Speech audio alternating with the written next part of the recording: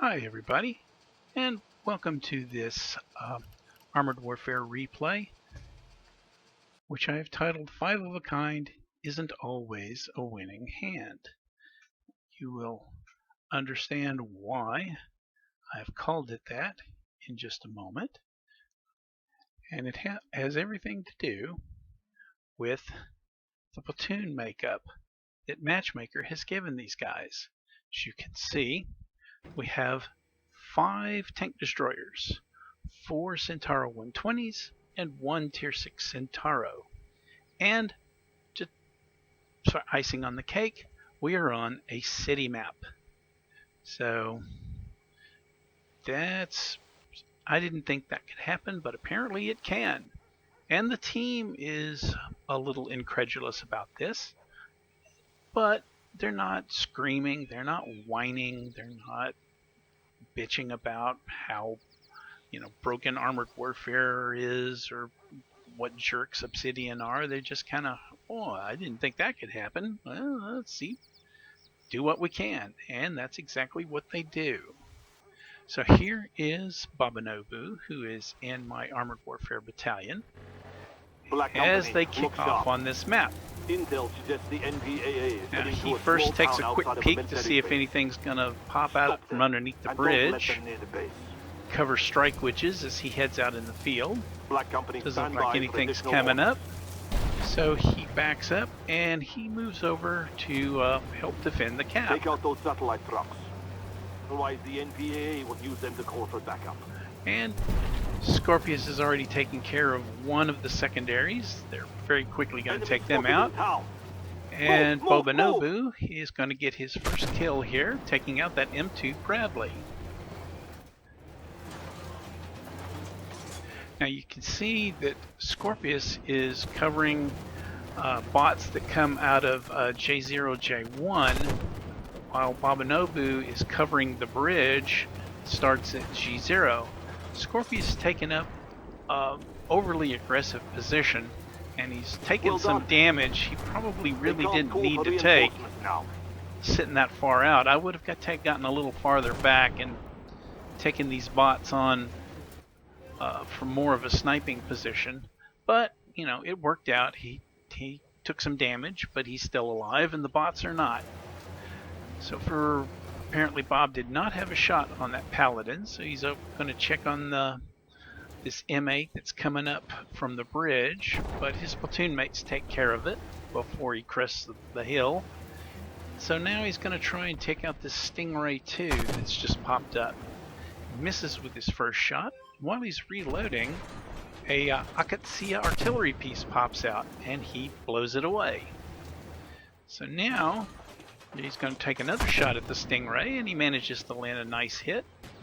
And Frimp and Gun Money are going to try and finish that off, but nope, they're a little slow on the trigger, and Bobunobu gets his third kill. So now they've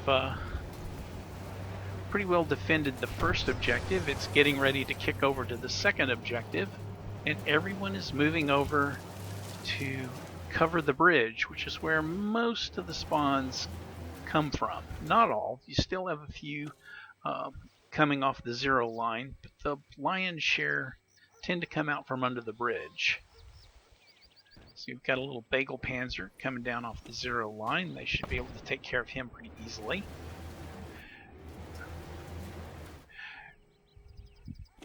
Scorpius is in a pretty aggressive position there. I'm not sure I would take up a position that far forward out in the field.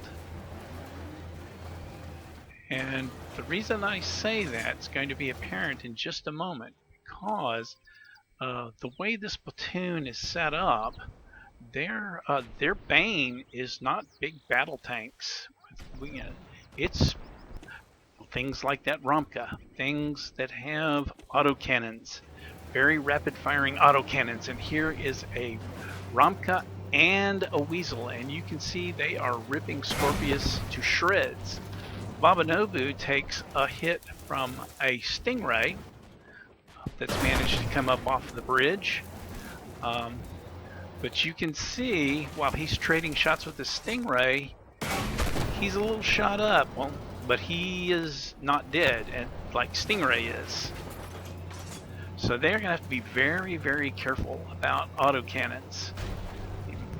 It's kind of a switch, because normally something like a Weasel, a platoon would not worry much about. Matter of fact, main battle tanks just push them around, kind of laugh at them. But they cannot afford to do that. So now here he's going to take a shot at the Stingray that's popped out from the bridge. Killed him. Got his kill number 6. Fripp just took a hit, I think, from a Stingray. Now they're both ganging up on this Stingray. That Stingray has hit Fripp again. Fripp's hit him and has wisely popped his smoke to avoid return fire. And before that Stingray could clear the smoke and acquire the target, Bobunobu has taken care of him for kill number 7. Very well played. But now, like I was talking about, here comes a Weasel. Very, very dangerous to these guys. And Bob makes a mistake here. He tries to take on the Weasel, realizes he's in trouble, makes a run for the rock, but the Weasel polishes him off. Fortunately, Bobunobu has a field repair kit, and he is able to revive himself. So now he's on 60% of his health, but he does have all of his ammunition back. Now the bots are capping, and this is going to be very, very tough for tank destroyers to have to deal with enemy mate battle tanks that are defending an urban position. So let's see how he finds a Weasel, gets a little revenge there on his 8th kill. And the cap counter is starting to really click over. Moves up so he can start engaging the bots on cap. All of his team have moved aggressively to deal with this threat, and you'll see that none of them are actually going in to the cap circle because they're in squishy tank destroyers. It'd be suicide. They're carefully using the buildings for cover and just popping in and out and whittling these tanks down, resetting the cap counter. Very smart play, very smart play. And they have taken care of the cap. Disaster averted for the moment.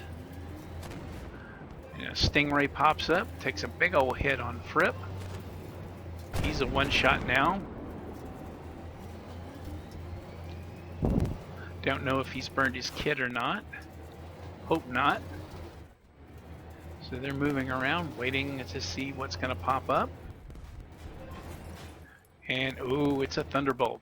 Fripp very wisely uses his field repair kit. Gets back up to full health because that Thunderbolt takes a bite out of him for about 400. And then turns around and polishes off Gun Bunny. So now they're down to 3 tank destroyers. But fortunately, they only have probably 3 or 4 minutes left. The cap counter is broken, and that's a replay bug. It's not counting down. But we do have the game timer. So if they don't kill all of the bots, they only have to hold on for probably another 3.5 minutes. Bob is sitting here checking the corners, looking, and we've got a couple of pops down there on the 1 line.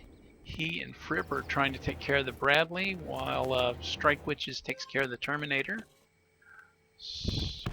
Strike Witches kills the Terminator, and they take care of the Bradley, and that's game. Very well played. Very well played. We're presented with a very difficult situation, and they just dealt with it, played quite well, and came out victorious. So congratulations to them.